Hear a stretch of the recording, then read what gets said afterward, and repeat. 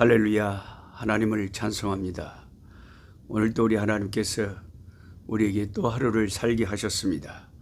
하나님을 사랑하는 사람들과 함께 매일 말씀을 가까이 해서 1년에 성경 일독하는 꿀송이 보약 큐티 오늘 또 시작하겠습니다. 오늘은 2023년 3월 20일 월요일입니다. 저는 여전히 한국에서 방문하신 교단의 노회장님과 선교부장님과 또 귀한 선교사님들 모시고 이렇게 하나님 만드신 아름다운 자연도 보면서 교제하고 있습니다. 오늘 본문은 사무엘상 23장에서 25장까지의 말씀을 읽는 날로 하겠습니다. 사무엘상 23장의 마지막 절에 보면 다윗이 도움을 주었던 10사람들의 배신과 사울의 그릇된 확신 속에서 다윗이 다시 사면 초가에 몰리게 되는 장면이 나옵니다. 그러니까 사람들은 참 믿을 수가 없어요. 우리가 항상 하는 말대로 인간은 그냥 사랑할 대상이지 절대 믿어서는 안 된다. 절대절명의 위기에 몰리게 된 다윗은 더 이상 갈 곳도 없는 막다른 곳에서 사울의 군사들에게 에워싸이게 되었는데 그때마다 그 사면 초가의 위기 때마다 도움의 손길이 다윗에게 하나님의 손길이 임하게 됩니다. 바로 블레셋이 침노했다는 다급한 소식에 사울은 자신의 걸음을 바꿔야만 했고 다윗은 또다시 죽음의 위기에서 벗어나게 됩니다. 그러다가 다시 사무엘상 이제 24장을 읽어가노라면 또 집요하게 사울의 추격전이 전개됩니다. 사무엘상 24장 1절입니다. 사울이 블레셋 사람을 쫓다가 돌아오매 어떤 사람이 그에게 말하 이르되 보소서 다윗이 엔게디 광야에 있더이다. 또 계속 보고가 올라오는 거예요. 어디 지금 다윗이 있더라고. 그러면 또 쫓아가죠. 사무엘상 24장 2절에 사울이 온 이스라엘에서 택한 사람 3,000명을 거느리고 다윗과 그의 사람들을 찾으러 들염소 바위로 갈새. 다윗 한 사람 찾아 죽이려고 세상에 특공대 3,000명을 뽑아가지고 왔다. 진짜 못난 사람은 못난 사람입니다. 사울이. 성경을 읽으면 읽을수록 아이고 그냥 성경을 읽는 독자들이 고개가 절로절로 이렇게 참 가로저어지는 사람이 사울인 것 같아. 참 못난 사람. 엔게디 광야에서 동굴에 숨어있던 다윗을 사울 왕이 찾으러 들어가는 이야기가 바로 오늘 사무엘상 24장의 장면입니다. 사무엘상을 통해서 사울과 다윗의 추격전을 살펴보면 예상치 못한 반전의 연속입니다. 이 반전의 이면에는 바로 하나님의 함께 하심에 계속적인 차이가 있었던 거죠. 사울에게는 하나님께서 떠나셨고 다윗에게는 하나님이 함께 하셨습니다. 처음에는 사울도 참 하나님께서 함께 하시며 귀하게 쓰셨는데 조금 쓰임 받다가 끝까지 그 하나님 앞에 쓰임 받을 그 사명의 자리에서 이탈하게 돼버린 거죠. 그런 것이 참 안타깝습니다. 다윗은 사울에게 쫓기는 도망자 신세였지만 그에게는 하나님의 함께 하심이라는 임마누엘의 은혜가 있었습니다.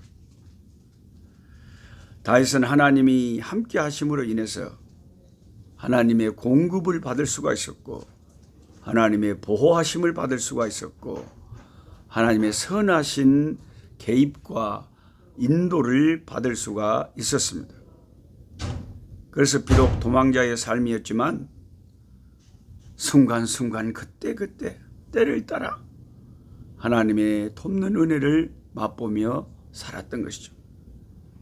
때를 따라 도우시는 주 은혜로 가란 심령에 힘을 얻고.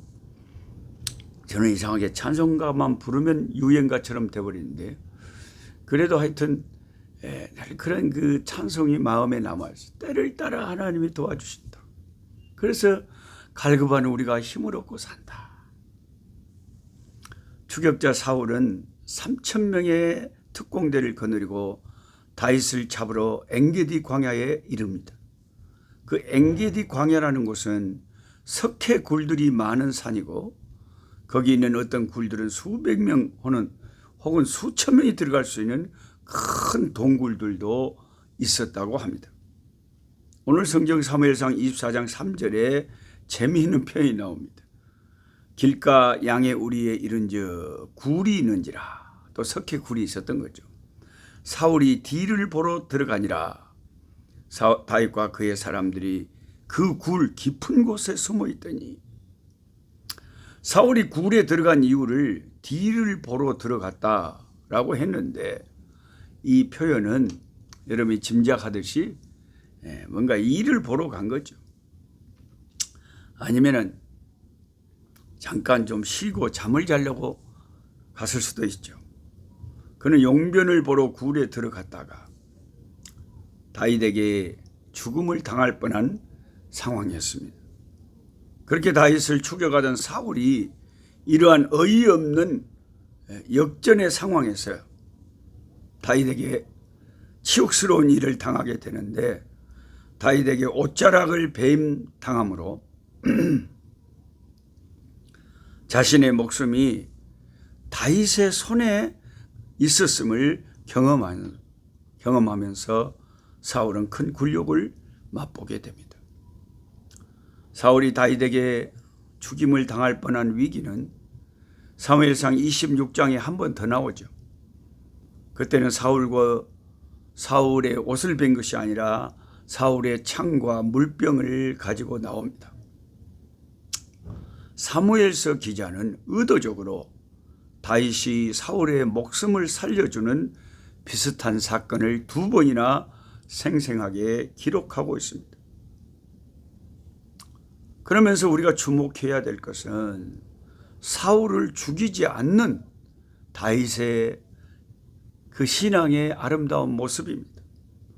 사무엘상 24장 4절에 다윗의 사람들이 이르되 보소서, 여호와께서 당신에게 이르시기를 내가 원수를 네 손에 넘기리니 네 생각에 좋은 대로 그에게 행하라 하시더니 이것이 그날이니이다 하니 다윗이 일어나서 사울의 겉옷자락을 가만히 베니라. 사울을 얼마든지 그냥 죽여버리면 그걸로 끝이고 다윗이 왕이 바로 될 수가 있었습니다. 자신의 생명을 위협하는 그 원수를 제거할 절체절명의 기회가 왔습니다. 그 기가 막힌 절호의 기회가 왔습니다. 그런데도 다윗은 그 사울 왕을 죽이지 않고 가만히 옷자락 작은 부분 하나를 베었습니다. 그런데 놀라운 것은 그 다음 성경 구절입니다. 사무엘상 24장 5절에 그리한 후에 사울의 옷자락 뱀으로 말미암아 다윗의 마음이 찔렸다. 다윗의 마음이 죄책감이 들더라. 내가 잘못했구나. 내가 하나님의 기름 부으신 하나님의 종에 왜 내가 그 왕의 옷을 신하로서 자르냐 이거죠. 그것까지도 자기는 마음이 찔렸다. 다윗이 사울을 죽일 수 있는데도 죽이지 않고 사울의 옷자락을 벤 것은 사실은 인간적으로 생각해보면 그에게 긍휼을 베푼 행동이었습니다. 그런데 왜 그 일로 인해 다윗의 마음이 찔렸을까요? 많은 성경 해석자들은 다윗의 이 행동에는 그의 숨은 동기가 있다고 설명합니다. 이 대목은 단순히 사울의 옷자락을 자르므로 그에게 내가 긍휼을 베풀어 주었다는 그 이상의 의미가 있다는 것입니다. 그것은 무엇이냐면 왕권을 사울로부터 빼앗고 싶은 그의 깊은 마음속의 속마음을, 그 역심을 엿볼 수 있는 순간이라는 것입니다. 왕의 옷은 고대 근동에서 왕권의 상징이었습니다. 그래서 다윗이 사울의 옷자락을 뺀 것은 그의 왕권의 손을 댄과 같았고, 하나님의 기름 부음 받은 왕을 인간이 대적하는 결과를 가져왔다고 다윗이 느꼈기 때문에 마음이 찔렸던 것입니다. 그래서 사울에게 다음과 같이 호소합니다. 사무엘상 24장 9절 다윗이 사울에게 이르되 보소서, 다윗이 왕을 해하려고 한다고 하는 사람들의 말을 왕은 어찌하여 들으시나이까? 오늘 여호와께서 굴에서 왕을 내 손에 넘기신 것을 왕이 아셨을 것입니다. 어떤 사람이 나를 권하여 왕을 죽이라 하였으나 내가 왕을 아껴 말하기를 나는 내 손을 들어 내 주를 해하지 아니하리니 그는 여호와의 기름 부음을 받은 자이기 때문이라 하였나이다. 사무엘상 24장 12절입니다. 여호와께서는 나와 왕 사이를 판단하사 여호와께서 날 위하여 왕에게 보복하시려니와 내 손으로는 왕을 해하지 않겠나이다.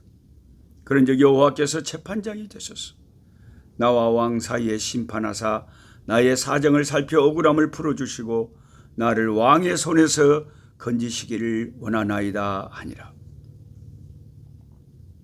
사울은 익숙한 그 주변의 인간들의 그 간사한 소리에 귀를 기울이고 하나님의 뜻을 헤아리지 않았지만, 다윗은 자기 주변에서 인간적으로 부추기는 그 신하들의 소리에 귀를 기울이지 않았고 하나님의 마음에 귀를 기울이고 사소한 판단과 사소한 결정도 하나님의 손에 맡기는 삶을 살았습니다. 바로 이러한 차이가 결정적인 반전을 만들어 냈던 것입니다. 우리는 다윗의 이런 아름다운 믿음의 모습에서 모든 인간적인 판단은 유보한 채 자신의 유리한 상황조차도 내려놓고 오직 하나님의 판단과 결정, 그리고 하나님의 계획 시간표에 자기의 인생을 맡겨드리는 다윗의 모습을 보게 됩니다. 어제 저는 오신 방문객들 모시고 이렇게 영광스럽게 운전을 하면서